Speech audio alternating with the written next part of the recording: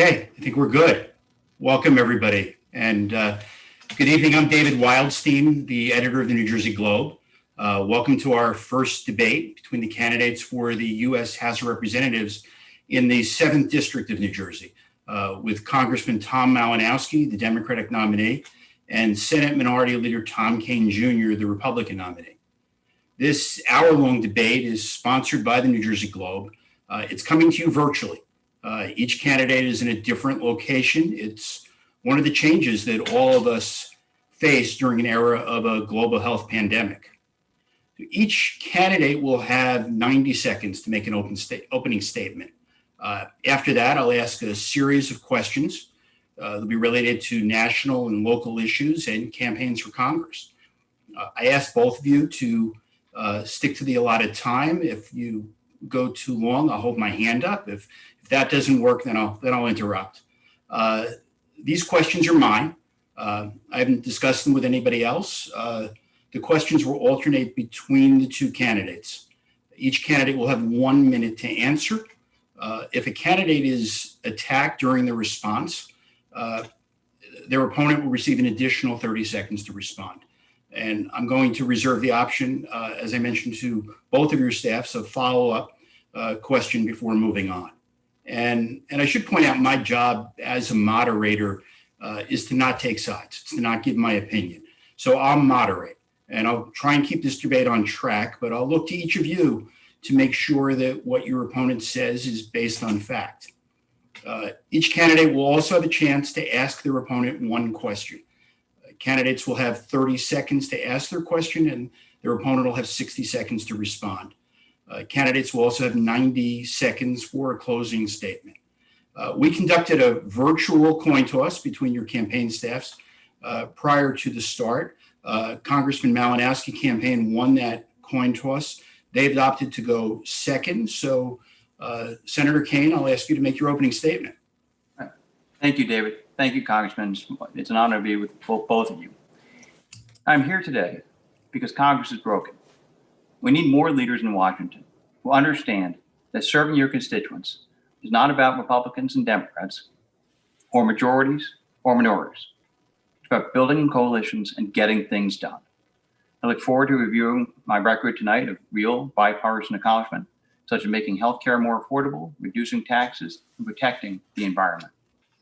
What you hear from Congressman Malinowski today is a weak attempt to try to hold me accountable for the actions and the positions of different politicians from around the country. But at the same time, Tom Malinowski will refuse to take accountability for any of his own actions. At the behest of his party leadership, Congressman Malinowski has voted against his constituents time and time again. He has put the jobs of tens of thousands of New Jersey families at risk, and in the process even sort of reported a measure to cripple the life sciences industry and hobble the ability to find a vaccine for COVID. That is not leadership. Washington needs leaders and uniters right now to help New Jersey's economy safely recover from COVID, to fix our broken healthcare system, and to protect our children's future. And that's why I'm running for Congress. Thank you, David. Thank you. Congressman Malinowski, we'll start with your opening statement. Thank you, David. Thank you, Senator Kean. Great to be here with both of you. Look, this is the most important election of our lifetimes. And believe it or not, it's not just because of the two Toms debating here tonight. I think we all do understand, though, that every race matters a little bit more this year. So let's get right down to it. I've been in this job for a little less than 2 years. Senator Kean has been in elected office for almost 20 years in Trenton. So we both have a record, and there is a difference. I'm for the Affordable Care Act. He's against it. I'm for the tough gun laws that we have in New Jersey that protect our kids here. He voted against them. I have been delivering money funds for our Gateway project, so vital to our economy. He stood by and in fact thanked Chris Christie for axing the ARC tunnel, which would have been ready today had that not happened. And here's another difference. I don't take a single penny from corporate PACs, which allows me to be independent. He's taken almost $1 million in his career. Here's something else. Yes, we are going to talk about Donald Trump tonight. How can we avoided. But let me say something right up front. I don't think the problems of this country are due to a president who is lying to us about the coronavirus, denigrating our troops as losers. It's not one man. It's not one bad person. It's all of the weak people who let him get away with it. It's the cowardly people who could stand up to him, who should know better, but who do not. So you want to represent this district, you've got to stand up for something. You have to be willing to look your constituents in the eye and say, this is right, this is wrong. That's what I've done. I'll do it tonight. I look forward to hearing Senator Kean do it for the first time tonight. Thank you. Thank you, Congressman. Senator Kean, I'm going to ask you the first question. Our nation's holding a presidential election on November 3rd. Who are you voting for president? Sure, I'm supporting the president. But the real question, David, is about who is supposed to be in the House seat this coming January, who actually work hand in hand with the next president of the United States to focus on the solutions that are important for the people of this district, who's going to, as we safely grow out of the COVID economy, as we focus on ways to make sure that the telecommunications and healthcare industries are growing, small businesses are there, that we make sure that things like the SALT deduction are reformed in the next economic package, that the person that's going to go down there has to be the person who has a long history of reaching across the aisle, identifying the solutions, and making sure that we can make New Jersey far more affordable than it currently is. And that's a real contrast between Tom Malinowski's record and voting with Nancy Pelosi 97% of the time, and his entire 2 years in Washington, D.C. has actually not accomplished things for the people of New Jersey. He's actually followed her lead 97% of the time, and that's hurt our fellow residents of New Jersey. Okay, Congressman, we'll take your rebuttal. I think there must be some Republican campaign school where they teach you that every sentence has to begin with noun, verb, Nancy Pelosi. When he says that 97% figure, what I want to know is which of those votes does he disagree with? Was it the votes when we protected people with pre-existing conditions? Was it when we passed the John Lewis Voting Rights Act? Was it when we passed a bill on the floor, which I led the debate on, to restore the SALT deduction for New Jersey? Was it the infrastructure bill that funded the Gateway Tunnel? Was it when we protected the Dreamers and tried to stop kids from being taken from their parents at the border? Which votes does he disagree with? I told Nancy Pelosi at the very beginning, I'm not going to support you for Speaker unless you help me deliver for New Jersey on issues like SALT, on issues like Gateway. She kept that promise. Who is going to be Tom Kean's Speaker? Kevin McCarthy, a guy who is dead set against us on all those issues. And Congressman, I'll ask you this question. Should Nancy Pelosi be reelected as the Speaker or the minority leader of the House, depending on who's in control next year? And will she have your vote?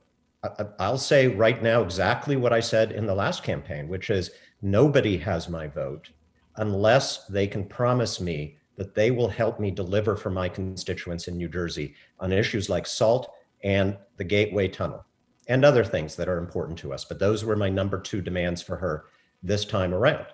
And so I will make you that commitment. I will deliver New Jersey a Speaker who votes with us.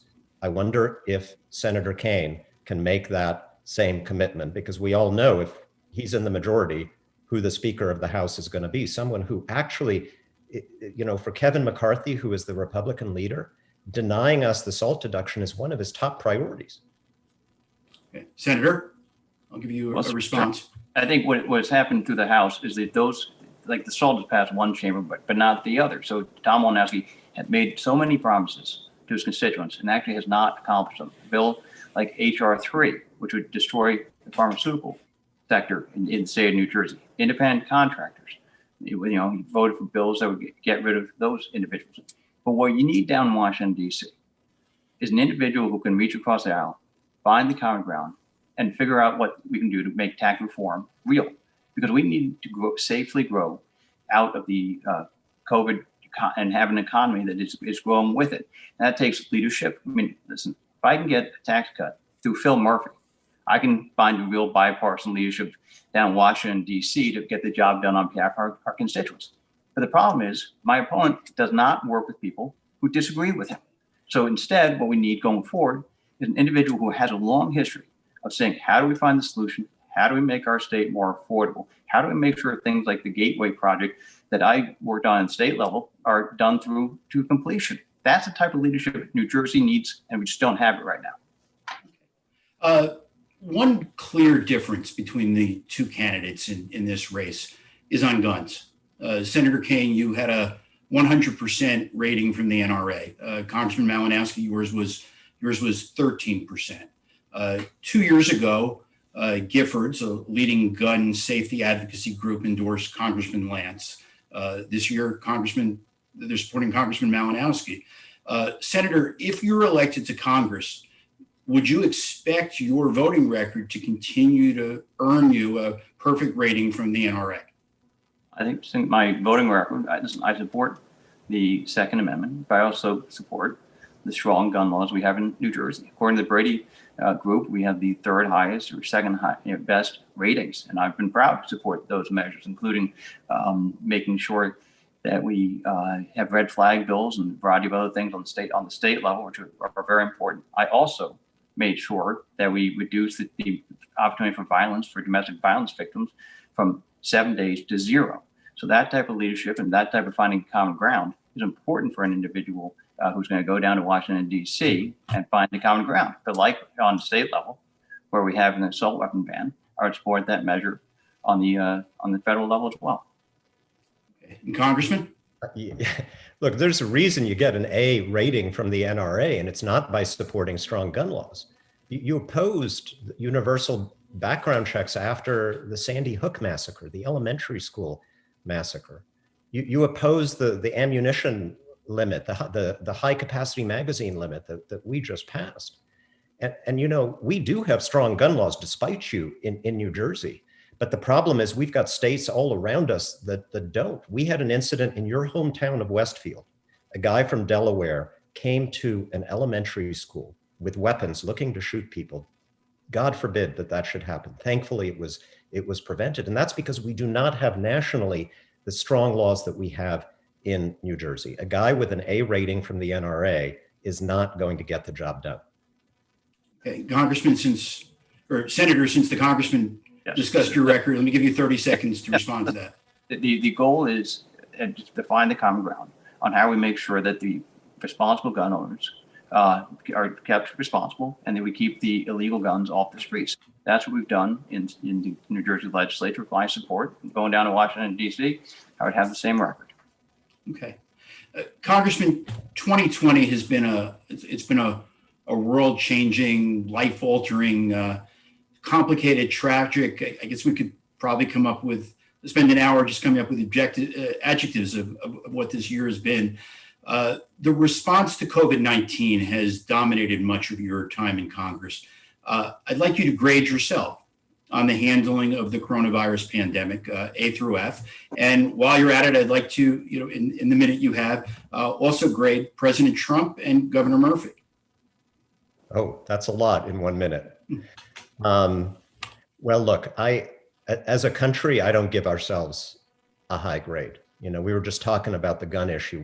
One thing that really breaks me is that right now, those kids in our community who are in school, who are in person, we should be able to open their windows because that would keep them safer from COVID, but we can't because of the fear of school shooters. Those are two failures.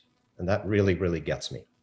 In terms of Congress, I actually think we've been pretty good in coming together across party lines. We passed the CARES Act, which delivered more than $1 billion in assistance for our small business owners in this district, supported over 135,000 jobs, over $1 billion in unemployment assistance. And my office has been working around the clock, person by person, to make sure that our constituents get that assistance. Over 1,600 individual constituents in our district. My office has helped break through the red tape in the state to get them the aid that they deserve. So I think we've done a pretty good job, but we got to get another relief bill if we deserve the aid that I hope we can get. As far as Governor Murphy, look, we were hit so hard, so early. And we will have commissions to look back on the decisions that were made, but I think he was decisive. I think he took responsibility on his shoulders, which is all you can expect from a leader. And as a result, We are the state that started at the worst point, and we are now one of the most successful in the country. If all the country was New Jersey, America would be okay right now. And President Trump, what can I say? He knew that this was a threat. He knew it was 5 times worse than the flu. He knew that it was airborne. And he went out despite that, and he lied to the American people. How many Americans are dead because of that? It's absolutely shameful. And it does come back to our debate about whether Senator Kean and I should have to speak about our feelings about the President of the United States. Because you know what? Half of your job, if you have this job, is to hold the president accountable. It is oversight. If you're not willing to talk about that, you're not willing to talk about how you are going to do this job. Senator, this is an important issue, so let's take 2 minutes on this so that we're at balanced time. Thank you, David. Unfortunately, I think when people look down Washington, D.C., they saw that it was a very partisan process. It was delayed, and even the things that did come through the CARES Act were stuck in Trenton for too long, where there were billions of dollars of CARES Act funding that was never released by the governor. So I think what we need to do when we're going down and focusing on what needs to happen in Washington, D.C., it hasn't happened. There should have been coalitions to, just as I helped lead the way in Trenton, to say, how do you, back in March, we started to identify things. So he said, how do we take care of the education and make sure that children in every single zip code have the opportunity to continue their education? How do we make sure they're going forward with things like telehealth? And I was a leader on that. How do we make sure that we reduce liability for doctors and nurses and frontline workers as we go through on going through this process? Making sure that was predictable from the very beginning to the very end was something I think that we did very well in Trenton. And I think that's, we're now looking at what oversight should be, and it should be looking at what's going on in Trenton, but also what's going on in Washington, D.C. When you look at what's going on in Washington, D.C., the president should have told people a lot earlier, and it was wrong that they didn't. And when you look at now in Trenton, what Phil Murphy, we've got 7,000 people who have died in the nursing homes, and he's been resisting the oversight necessary to make sure that never happens again. And so, my frustration is that the congressman has been absolutely silent when it comes to Phil Murphy not opening up about the 7,000 deaths in the nursing homes, and also on the billions of dollars of COVID relief funds that were sitting and still are sitting. In fact, we're one of the last states to release that funding, and the congressman's silent on that. So again, you need to identify on the state level as well as the federal level how to find the solutions. And unfortunately, the congressman has been silent on the state level. Okay. Senator, when Governor Christie canceled the ARC tunnel project in 2010, you didn't say anything. If ARC were not canceled, it would be up and running right now. Today, both parties in New Jersey support the Gateway project, although not both parties in Washington. Why would the approval of the Gateway project be more likely with Tom Kean in Congress than with Tom Malinowski? Well, number one, the ARC tunnel was a failed project. It was a project that literally was a dead end. It went to Macy's basement and didn't go any further. And that would not have been good for New Jersey commuters. And it certainly wasn't good for New Jersey taxpayers, because we were going to be responsible for paying for absolutely everything, including all the cost overruns. So that's was the problem with the ARC tunnel. Now, the Gateway project is a far superior project. And it's a project that for the first time, New Jersey and New York are paying, their appropriate shares. And the deal was to have the federal government pay for half. And I was proud to be part of the leadership in the state legislature to help build that coalition. Secondly, I know that, getting things like Port Authority reform through and more transparency for New Jersey taxpayer dollars was important. I was a leader in that regard. We also need to make sure that the oversight approach on the state and federal level and by state to find the common ground to make sure that we get the right funding. So I've led that way as a person who understands the importance of commuting and the importance of cross Hudson travel, getting down to Washington, D.C., fighting the coalitions and saying to individuals, as opposed to being on Twitter all the time and attacking people just because you happen to disagree with them, reaching across the aisle, making the phone calls, showing up, figuring out the right ways to do the transportation infrastructure funding, because the Gateway project is not only New Jersey's not responsible for the cost overruns, but it's a federally significant project that impacts the entire East Coast, and it's an issue of national security. Okay, Congressman, I'll get your position on this. Yeah. So the number one, if the ARC tunnel had been built, we'd have one seat ride for the Raritan Valley line right now for all those commuters from Westfield and Cranford and all up and down that line. And as far as the cost, the GAO did a study on this. It would have cost New Jersey taxpayers a lot less than just the tunnel portion of the Gateway project. So Senator Kean doesn't have his facts right on that. And I can't blame him, because this is one of the worst mistakes that the New Jersey government ever made. Now, he has a vision for how we should do this in Washington by reaching across the aisle, working with President Trump. And that's a perfectly fine vision. The problem is it was tried in 2017 and 2018. There was a bipartisan group that made a really good faith effort to work with President Trump to get him to agree to this. It only made him dig in further. So here's what we've done. We're still bipartisan in the House of Representatives, but what we are doing is using the power of the purse and the power of oversight to compel this to happen, because I'm fighting for my constituents. And what have we done? We have gotten the funding and the approval for the first stage of the Gateway project, the Portal Bridge. So you have two different approaches. One failed, and mine is already succeeding. This is happening. And work on that is going to start probably at the very beginning of next year. That's the difference. Okay, Senator, since the Congressman talked about your record, let me give you 30 more seconds. Sure. Well, he's not actually, the issue is, since I helped build the component parts to help make sure the project was done right for the Gateway, getting an individual down there who knows how to actually implement and get the project done and can make sure that there's funding throughout the life of the project on a bipartisan basis, and going to make sure that that is done is going to be very important going forward. And I've got that long history of getting those types of projects done at the state level. We need to get it done at the federal level as well, because the Gateway project needs to happen. Okay. Congressman, I want to ask you about an issue that the Republicans have raised in this campaign. When you lobbied, when you ran the Washington office of the Human Rights Watch, that organization lobbied against a bill that would ensure that sex offenders who harm children would not be added to a national sex offender registry. Your campaign says that you played no role in lobbying on that particular piece of legislation. Did you play any role in determining Human Rights Watch's position on the 2006 crime bill, and why was your name on the lobbying report? I did not play any such role. It's not my campaign that says that, but the organization that says that. We submitted lobbying reports that listed everybody in the organization who lobbied on any issue. Now, look, David, my opponent knows that this is true, right? And so what you're seeing here is the swamp.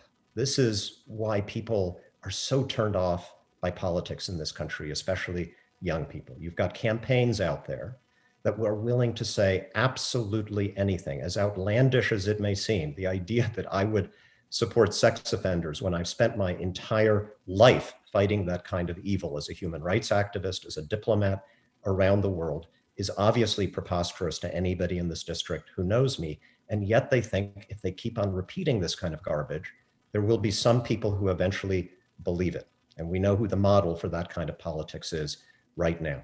Good news is I talk to constituents every single day, because unlike Senator Kean, I do town halls, usually 3 or 4 a month, over 60 since I was elected. And I know what people are asking about. They're asking about healthcare. They're asking about schools. They're asking about COVID. They're asking about unemployment. They're asking about transportation. I'm going to keep on talking about those issues. If Senator Kean wants to waste his time talking about stuff like this, be my guest. Okay. Hey, Senator. Sure. I think the question in this regard is, why didn't he was the top lobbyist for the organization. Number one, why didn't he stop it? The organization itself recommend, to endanger children. It's, thank heaven the U.S. Senate didn't listen to his recommendations. He's the top lobbyist for the organization, and they advocated against protecting children. So either he was weak, he didn't try to stop it, but the real question is, how in the world can you work for an organization that advocated against protecting children? Congressman, let me give you a chance to respond. I worked for 10 years, Senator, for an organization that won a Nobel Peace Prize for protecting children from landmines. I worked for an organization that is famous around the world for standing up to people like Putin and Kim Jong-un and Fidel Castro, dictators around the world, and for speaking truth to power in the United States of America. When I was nominated for a senior position at the State Department after 10 years at this organization, I was introduced to my confirmation hearing by Senator John McCain, who praised my work for this organization and praised Human Rights Watch. I was confirmed 100-0 in a Republican Senate. So you can believe 100 senators, including 50+ Republicans, or you can believe this guy who I think is playing here with this fear mongering about protecting children to a very, very dark current right now in our politics that I am leading a bipartisan effort to fight against in the United States Congress. Okay. With respect, Senator, you'll have advocated the position. He didn't stop it. So therefore, he supported the position.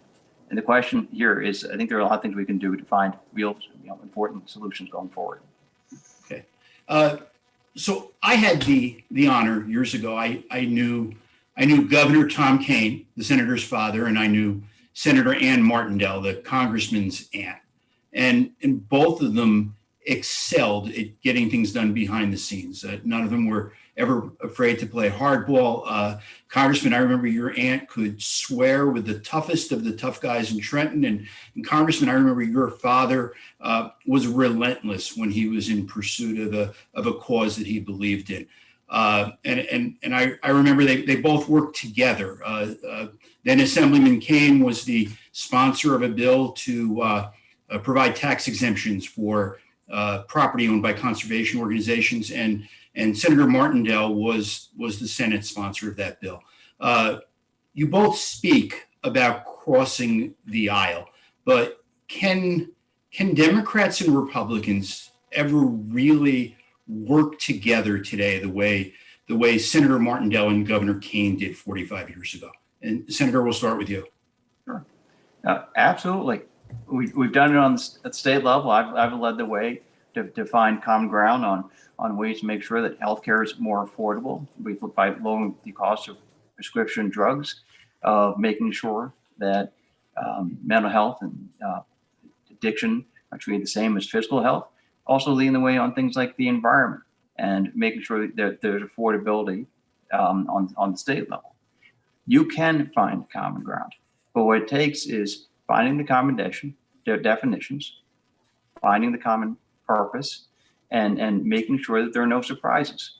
And that's the method by which you can find the common ground, find the solutions. But because the best solutions are those that are passed with a bipartisan basis. I think when you look through history, the bills and the pieces of legislation that stand up through time are the ones that have bipartisan support when they come through in a significant way in coming through the chambers. When you look at bills that are only partisan in nature, those are the ones that cause trouble over time.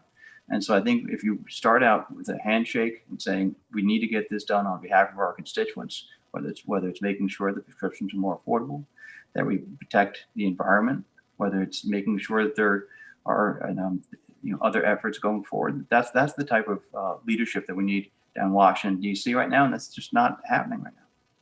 Okay, Congressman? I have this vision of my late aunt and Governor Kean watching this debate together somewhere in a bar and having a drink and betting on us. That would be fun. Look, there are two different kinds of bipartisanship, right? There's an easy kind where Republicans and Democrats get together on easy stuff, renaming a post office or having a study or doing things that everybody agrees on. And then there is the tougher kind where Democrats and Republicans put differences on policy to one side and stand together for what really matters on hard issues. That's what I've done. As I mentioned, I worked with Senator McCain and Senator Graham and Senator Rubio mostly Republicans in the mid-2000s, to pass a historic piece of legislation through the Senate and the House to ban torture, with Dick Cheney and George Bush on the other side. But it was bipartisan, and that was the only way we could get it done. Right now, I'm working with a fellow named Denver Riggleman in the House of Representatives, who is a Freedom Caucus Tea Party guy in the Republican Party, supports President Trump, deeply conservative, but he will stand up to evil when he sees it. And we have introduced a fully bipartisan resolution to condemn this incredibly dangerous QAnon movement that is threatening the Jewish community and every community in this country. That is true bipartisanship, because it's trying to do something that is hard. That's what I will continue to do as your representative. Okay, well, gentlemen, it's now at the point of the debate where each of you gets to ask your opponent a question. You'll have 30 seconds to ask your question, and your opponent will have a 1-minute rebuttal. And after that, there will be another 30 seconds for you to say something. Congressman Malinowski, we'll go to you first for a question of Senator Kean. Thank you, David. So, look, a few weeks ago, I stood on the steps of the courthouse in Flemington, New Jersey, at a Black Lives Matter rally, and I spoke about the importance of fighting racism, sensible police reforms, but I was also clear with everybody. I told them point blank, I do not support defunding the police, because that's what leadership is, telling people sometimes what they don't want to hear. 2 days ago, there was another rally on the Flemington courthouse steps. Sorry, not a rally, a ceremony to remember 9/11. There was a state senator, Doherty, who spoke at that rally and went on a 10-minute rant accusing Black Lives Matter, good people in our community, of burning down churches, of being Marxists. He said there's no systemic racism in this country. Senator Kean, you were there. Why didn't you get up, grab the microphone, and say that was wrong? You're his leader in the state Senate. And if you were too shy to do that, why didn't you say something afterwards? I believe there is systemic racism in the country, and I disagree with what Mike said, that there wasn't. But I've been proud to be a leader in standing up, and whether it's Republicans or Democrats alike, whether it's in my own party or in other parties, to say we need to make sure we have the right answer for our constituents. I've attended Black Lives Matters events in the district and heard awful tales in my hometown of Westfield regarding the systemic racism that existed. But there's a real contrast now between myself and my opponent. I mean, my opponent only criticizes people in different parties. Right now, Rashida Tlaib and Ilhan Omar are two of the most anti-Semitic members of Congress in the House of Representatives right now, and he won't stand up against their reelection to Congress. So the question here is, I've been a long history of standing up to anything within my party, and my opponent right now won't stand up to anti-Semitism in his own caucus. Yeah. Congressman, do you want to respond to that? Yeah. I mean, come on, Senator Kean, I condemned Ilhan Omar. I voted for a resolution on the floor of the House of Representatives, led by Democrats, condemning the anti-Semitic things that she said. Okay, I do this in real time. I stood, again, as I mentioned, I stood on the steps of that courthouse in front of 1,500 Black Lives Matter ralliers, and I told them I disagreed with them on an important issue. When have you ever stood up in front of a rally of Trump supporters and told them that you disagreed? You just told us you disapproved of Senator Doherty. You were there. You missed your moment. You say this when you're confronted, just like you said it when you were confronted with the fact that you raised money for a white supremacist in Garwood. You got caught and then you condemned him. But in the moment when it requires the second that I found out, with all due respect, I did not know that person's online posts until they were reported. And the second they were reported, I knew that individual. Okay, well, you didn't share it with anybody. You only happened to share it, Congressman, when it was politically convenient for you. You knew in advance of the event. You could have told it anybody else before the event, but instead you waited for long enough. It was publicly debated in Garwood, sir. It was debated in the Republican primary in Garwood. You could have shared that. I did not know that debate. You don't know what's happening in your own backyard? I found out about it. I told that your individual party. to get off the ballot. And that's standing up to individuals within your own party. The question here is, and I told that person I would not support their reelection. So are you going to support the reelection efforts of Ilhan Omar and Rashida Tlaib? Let me, Senator, I want to make it clear. It's now your turn to ask a question of Congressman Malinowski. Is that it? Or, yes. Or are you, okay. So go ahead. I didn't mean to cut you off then. Look, the moment that Ilhan Omar made statements that I thought were blatantly anti-Semitic, I called her out. Called her out on Twitter. You criticized me for that, but I used that medium to express my views. I went to the leadership in the House of Representatives and I said, we can't tolerate this. We passed a resolution condemning what she said.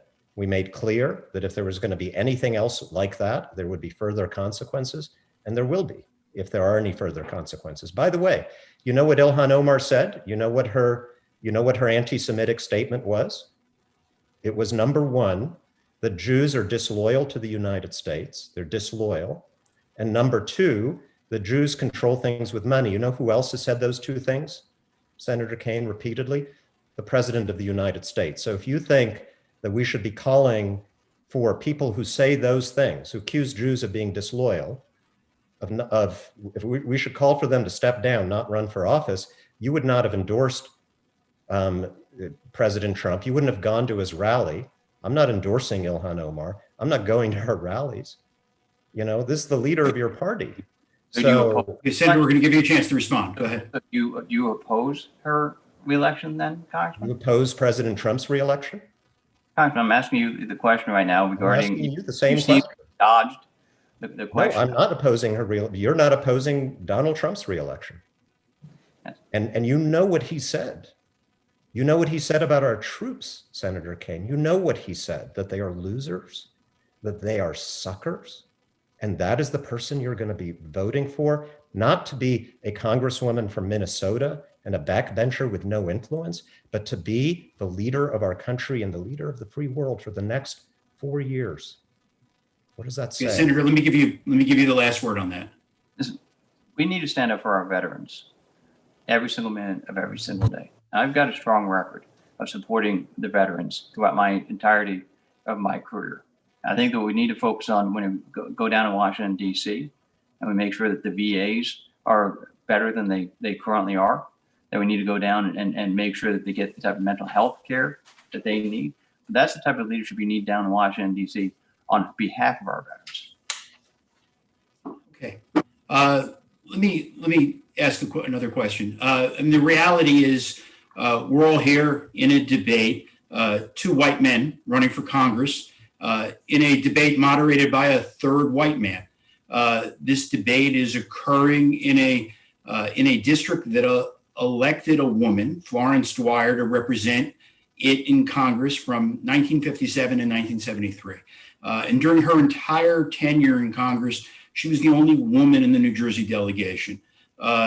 She's been gone for 46 years, almost 48 years, and now there's two women in the delegation. Now, the reality is that one of you is going to win.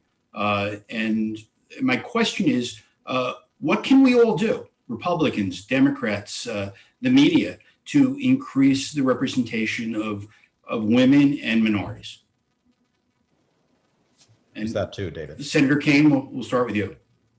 Certainly. I think I've served on the Higher Education Committee in the State Senate, and making sure that we have pathways to successful careers and training is necessary for people in this state. We also need to make sure that each of the party apparatuses reach out to people, and neighbors talk to their neighbors about ways to get themselves involved. The best way to get involved in programs like these are talking to your neighbors, getting involved in an issue of importance, and have structural programs that are created, whether they be through things like the Christie Whitman Foundation, a variety of other else, but also we need to make sure that the leaders of the parties and the leaders of the organizations and the leaders of the municipalities recruit people actively, reaching into each of the communities and understand, as I have, to recruit extraordinary candidates each and every time in the state senate or on the municipal level. That's what it takes. Okay. Congressman?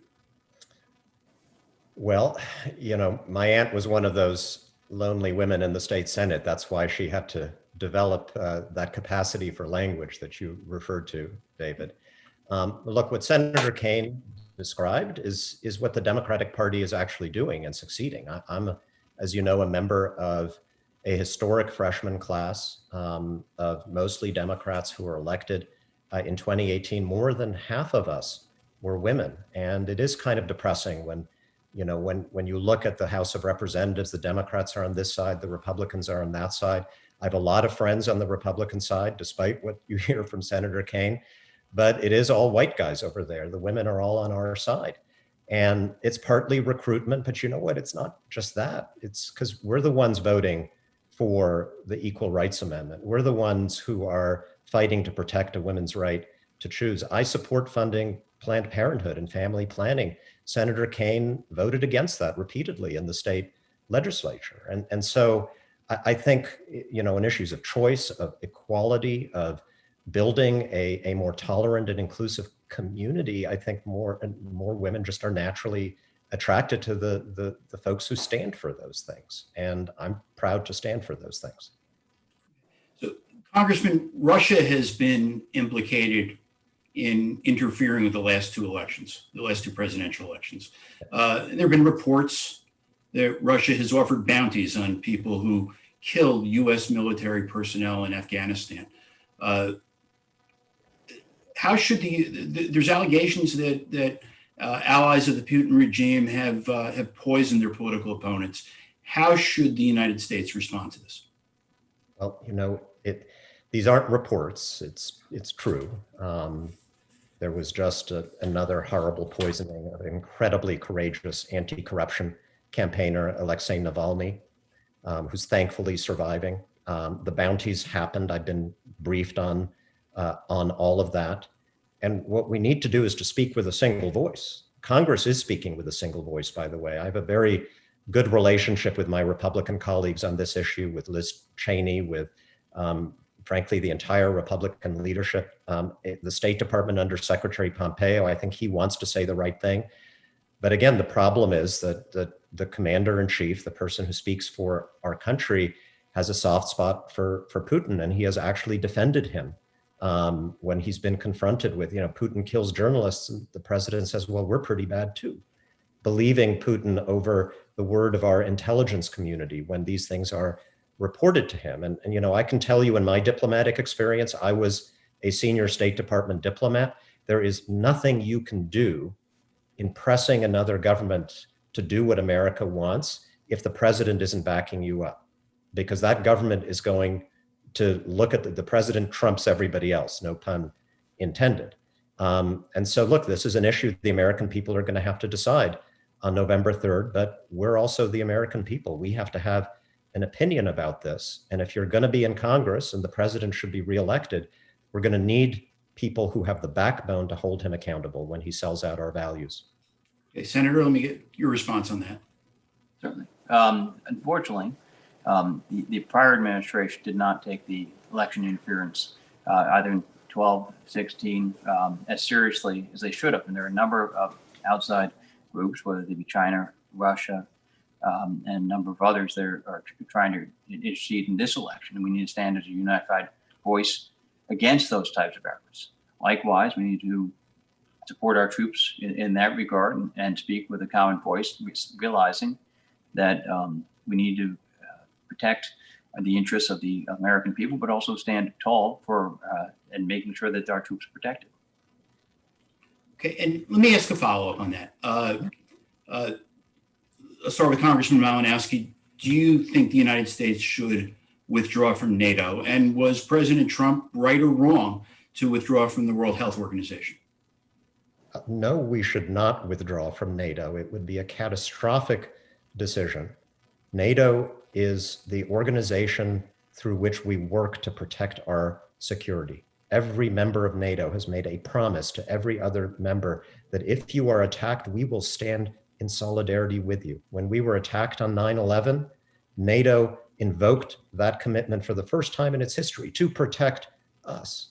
It's absolutely disgraceful what President Trump says about NATO. And you know what? This is very, very serious, because all of the people in his administration who were sane, who were competent, like Jim Mattis and others who have now left, are no longer there to stop him from acting on his worst instincts. If he is reelected, I fear that we will leave NATO. I know that leaders and diplomats from our European allies fear the same thing. And as for the WHO, leaving the WHO, the world's only international health organization in the middle of a global pandemic, the administration is refusing to work with other countries on a vaccine for COVID-19, because that inevitably goes through the WHO or touches it. It endangers the health of every single American. And again, if the president is reelected, and he may be, the House will be the only thing standing to make sure that there's a check on that kind of behavior. Senator, on NATO and the World Health Organization. Certainly. NATO is that's entity that keeps us all safe and secure and needs to continue. We also need to make sure that the other nation states are paying their fair share, the 2% dues that are responsible there. And so I think that it is an important check on aggression, Russian or otherwise, and I think it's important we continue that. Regarding the WHO, there's a lot of inefficiencies that people have seen in that regard, where people are concerned about the data and making sure that we have expressed our concerns in that way, but find out ways to make sure we are working together on a cure for COVID and for the next COVID. That's the type of thing that we can do together. Okay. Senator, do you favor the completion of the wall along the border of the United States and Mexico? I do. I think that strong border security is important, but it's not only a wall. I mean, there are a variety of places where it will be electronic. There will be a variety of other places will be different modes of aerial.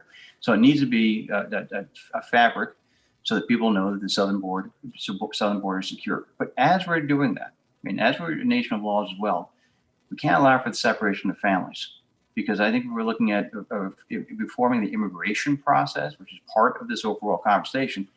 As a state legislator, I've seen that with the impasse of reforming the immigration system on the national level has done, where there are downstream costs of on our health system, on our education system, on a variety of other things, because Congress hasn't found a bipartisan package to solve the immigration problem. And that's a real problem, because it has so many different impacts. But I think as we're trying to find the common ground on not only making sure that we do have the strong borders, so we know who's coming in and who's going out, but we have a process that makes sure there is not family separation. But we also cannot allow for things like sanctuary cities and those efforts to go on the state level.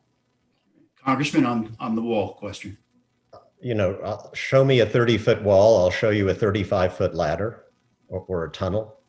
It's a completely ineffectual method of securing the border. I've been down to El Paso. I've spoken to the experts there. What they need is people. What they need is technology, which would be a lot cheaper than the wall. And you know what? You know where we're getting the money to pay for the small amount of wall that has been put up under this president? Congress, a Republican Congress, denied him the funds to do it. He is robbing that money from the US military, from our troops. It's an absolute disgrace. Now, in terms of bipartisanship on immigration, actually, there has been. John McCain led an effort in the United States Senate in 2013, got 2/3 of the vote to pass comprehensive immigration reform that had real border security, crack down on employers that hire undocumented people, which is the main thing we should be doing to deter them from coming, and that made sure that we are treating people here like human beings. That's what I'm for. Now, what happened to it? It went to the House, which at that point had already been virtually taken over by the Tea Party, which is basically where a lot of the House Republican caucus is, and it died. Democrats would absolutely support that, something that was overwhelmingly bipartisan in 2013, but the Republican Party in Congress has changed a great deal since then. Senator McCain is gone. Senators like Mitt Romney are trying to carry on that flame, but it's increasingly hard, especially with this president. I honestly think We can get change this November. We're going to be able to get back to that kind of bipartisanship on immigration between normal, sane people on both sides of the aisle. Now, Congressman, we just there for 2 years, and this is talking about the last 2 years. And what happened was, when there are measures that enhance border security, you vote against measures that allow people to go down and send more judges down to the border. I mean, you vote against things like. I've supported that, actually. That was in our budget, sir. That was in our budget. We supported more immigration judges. We passed a budget that gave President Trump every penny he wanted for border security except for the wall. And you know what? A Republican Congress denied him money for the wall too, because there are enough Republicans who understand that they don't have to pander to stupidity. Okay? They understand that we can actually work together to do things that are sensible and consistent with our values. And what the president then did, in my view, completely unconstitutional, was he used emergency powers to take that money that we didn't give him from the Department of Defense, from our troops. Judges, I'm for. Technology, I'm for. Border Patrol, I am for. We voted for all of those things in the House of Representatives, but do it in a smart way and be humane. Okay, Congressman, we just passed the 19th anniversary of 9/11. The United States now has some soldiers on the ground in Afghanistan who were not yet born when the planes flew into the World Trade Center. How long should American troops remain in Afghanistan? Yeah, this is a really, really painfully tough issue. I've been to Afghanistan several times. I don't want our troops to remain there any longer than necessary, one day longer than necessary. But at the same time, I don't want to just turn the country of Afghanistan and the people of Afghanistan and the women of Afghanistan over to the Taliban, a terrorist group, on a silver platter. And right now, I'm afraid that this peace agreement that the administration has been promoting, and again, a lot of Republicans in the House share my concern about this, is doing that. And I don't think ultimately it will be great for our security or for our troops if we leave and the Taliban take over and it's a terrorist safe haven again, and we have to come back. So personally, I would be willing to leave a very small force in Afghanistan, not to fight, but to support the Afghan government. I have very good friends who disagree with that. If we disagree, if that's not what we do, then I think we have to be honest with ourselves about the risks, that very bad things are going to happen to the people of that country. Okay, Senator? I think we need to leave a small force there. I think that we've seen that with the Taliban and other entities that are there, that there needs to be some assistance going forward, but it needs to be done in a transparent way. Okay. Senator, the United States spends $3.6 trillion on healthcare. It's a complicated issue. We could probably spend hours just talking about this between the two of you on healthcare in America. But let me ask you a specific question. Insured Americans continue to face increasing costs for prescription drugs, an important industry in the 7th Congressional District of New Jersey, and for the cost of medical devices. How will you address that? Well, I think first and foremost, we need to get a lot more transparency in the system so people understand the costs throughout that system. That's first and foremost. Secondly, we need to ensure that we have more private sector jobs and opportunities, people who are doing the research for these. My opponent voted for a bill that would destroy 58,000 jobs in the pharmaceutical sector in New Jersey alone. He voted for a bill that wouldn't allow for independent contractors to exist in the state of New Jersey. So I think there are things you can do on a predictable way while keeping things like pre-existing conditions forward. But I think the larger issue that we need to be focusing on is one of the things we've seen recently is that the healthcare system has a whole slew of cracks in it. So when you're looking at things like nursing homes that were designed in the 1950s and were singular, were double rooms in nature, we need to figure out how we do the Medicare reimbursement rate and grow and find that solution as well. Okay, thank you. Congressman? Yeah, he's referred to this several times, so I want to address it. HR 3. he says it's going to cost jobs in New Jersey. Let's talk about what it actually does. He doesn't want to mention that. What it actually does is it would allow Medicare to negotiate with our pharmaceutical companies for the price of pharmaceutical drugs. Look, we have wonderful pharmaceutical companies in our district. They employ a lot of my constituents, but we've got a problem in terms of the high cost of healthcare and the high, constantly rising cost of pharmaceutical drugs. The VA negotiates with pharmaceutical companies. This is the market. This is capitalism. We're supposed to set prices through negotiation. More than 85% of the American people support this. Now, I get it. Senator Kean takes money directly from pharmaceutical companies for his campaign. That's why I don't take corporate PAC contributions, so that I can actually take an independent position on issues like this that affect the lives of my constituents. Okay, Senator, since you talked about your record, let me go to you. Let's see. A couple different things. He is supported by Democratic super PACs that take hundreds of millions of dollars, to folks, and he's supported by those types of entities. I think the question is forcing price controls set by the federal government in that regard will not make this, will only increase the cost of the drugs and also actually get rid of patent initiatives. That's what people have seen. What we need in this district is an individual who knows that you can make healthcare more affordable, like I have done on the state level by fighting for prescription drug affordability, by making sure that you stand up to the insurance companies to make sure that they actually pay mental health parity, mental health and addiction services parity, the same with physical health parity. Those are the things that you can do if you reach across the aisle and find the bipartisan basis to actually make sure that people are not choosing between their meals and their prescription drugs, but you can do that in a bipartisan way that does not destroy the most significant, largest employer of scientists, of researchers, of individuals who are working to make a difference. We are right now in COVID. Voting to destroy the pharmaceutical industry would be like in World War II, voting to destroy the tank factory. We need to have an individual who can go down to Washington, D.C. and understand the importance of innovation for New Jersey. It's our legacy or it's our future. You need to have somebody who can be a partner with the New Jersey governor, whomever that is going to be, to say, this is how we do manufacturing. This is how we have a long-term plan to bring people into this and keep people in the state of New Jersey. My opponent, by voting 97% with Nancy Pelosi, voted to kill the very industry that's going to help us get the cure for COVID.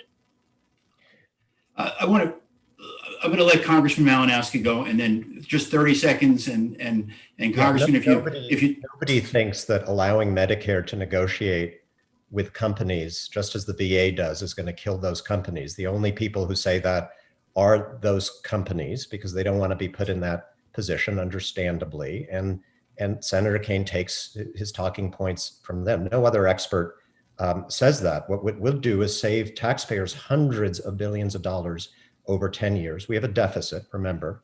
The most important thing we can do to get the deficit down is to control healthcare costs, including pharmaceutical drugs. And as for your work in Trenton, sir, you opposed every single piece of legislation to implement the Affordable Care Act in New Jersey that actually lowered the cost of health insurance.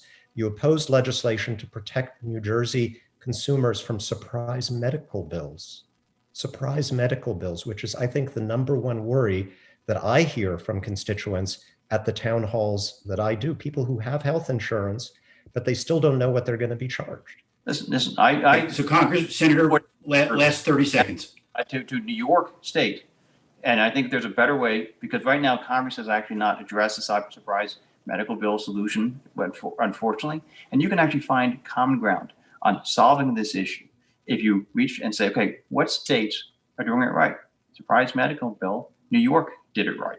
And so what you have to do is go down to Washington, D.C. and say, we've got to make healthcare costs predictable. We've got to get rid of surprise bills.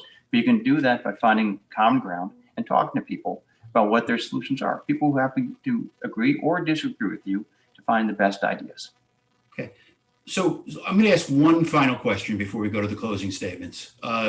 This, as you two know better than anybody, is a hugely competitive race in a swing district. Arguably, it could determine which party controls the U.S. House of Representatives. Congressman Malinowski, Senator Kean, I'll ask Senator Kean to go first. I mean, you've been going at each other pretty hard. You've taken off the gloves. It's been no holds barred. So my question of you is Congressman, do you believe in your heart that Mr. Kean is a right-wing extremist? And Senator, do you honestly believe that Mr. Malinowski is a socialist? So, Congressman, this should be a yes or no. So let's go quickly. To me? Yes. No, I don't think he's a right-wing extremist at all. That's why, I said the problem right now is it's not the bad people, it's the good people who should know better and won't stand up for the bad people. That's the problem. Okay. Senator? I think you said a lot more things than that, Congressman. I think the question here is what are the priorities of this Congressman? He is focused first and foremost on implementing an agenda that's not good for the people of the state of New Jersey. He's worked, stood against the people who want to make this state more affordable and create more jobs. And I think we need to have an individual who can go down there and have the courage to find common ground solutions that will make New Jersey more affordable, make healthcare more accessible, make sure that the things like the Gateway Project and the SALT deduction are actually accomplished for the people in the next, starting in January. Okay. So that brings us to closing statements, almost over. So we'll start with Senator Kean. I'll give you 90 seconds for closing. All right. From the minute that my opponent was sworn into office, serving in the Congress has been about serving himself. He has made a career as a Washington insider, and he's followed the orders of the political bosses like Nancy Pelosi, and will always serve their interests before those of his constituents. He has voted for bills that have destroyed tens of thousands of jobs in this very district that he's supposed to represent, and jobs that would going to create cures for the future and the ways we can grow new businesses. This district deserves a congressman who will work for all of us, and that is why I'm running for Congress. Public service to New Jersey is in my blood. I will always put my constituents first. And in a time when I think we all agree that Washington is broken, I will be a leader in working across our alliance to find the solutions. As a leader in the New Jersey State Senate, I have worked with Republicans and Democrats alike to reduce the cost of healthcare, to create new jobs, to fight for clean energy and open space, and make sure that our kids are getting the education that they deserve. As a congressman, that is the exact approach that I will take to fix a broken Congress. Again, I will be a congressman who works for all of us. Thank you. Okay, thank you. Congressman Malinowski, we'll hear from you.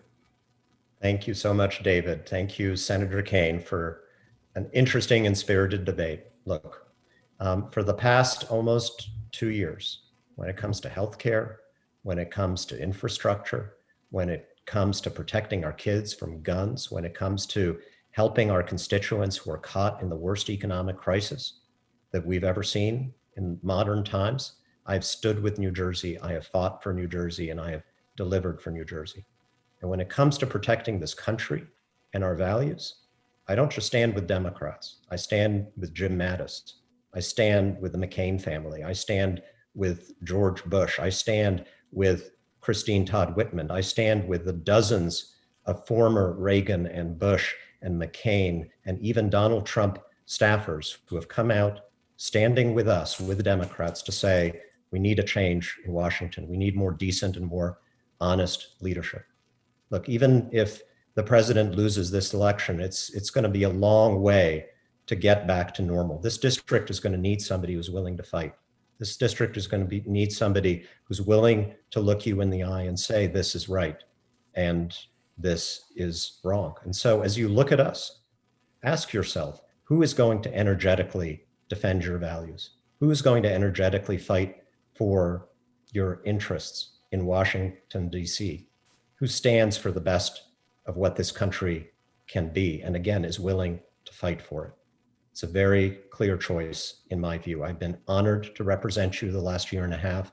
It'll be my great honor with your support to continue to do that. Thank you and good night. Okay, thank you very much. And that brings the New Jersey Globe 7th District Congressional debate between Congressman Tom Malinowski and Senate Minority Leader Tom Kean Jr. to a close. I'd like to just remind anybody who's still with us that the Globe will be back on October 4th with a debate between Congressman Andy Kim and Republican David Richter. That'll be followed with Congresswoman Mikey Sherrill and Republican Rosemary Becky on October 11th, and Congressman Josh Gottheimer and Republican Frank Pallad on October 25th. And lastly, I hope everybody will join me on Saturdays from 5 to 6 p.m. for the New Jersey Globe Power Hour on 77 WABC. So thank you, Congressman Malinowski. Thank you, Senator Kean, for participating in what I think was a lively discussion on the issues. Good luck to both of you and stay safe. Thank you, Stay David. safe. Thanks. Thank Good you, night. Senator.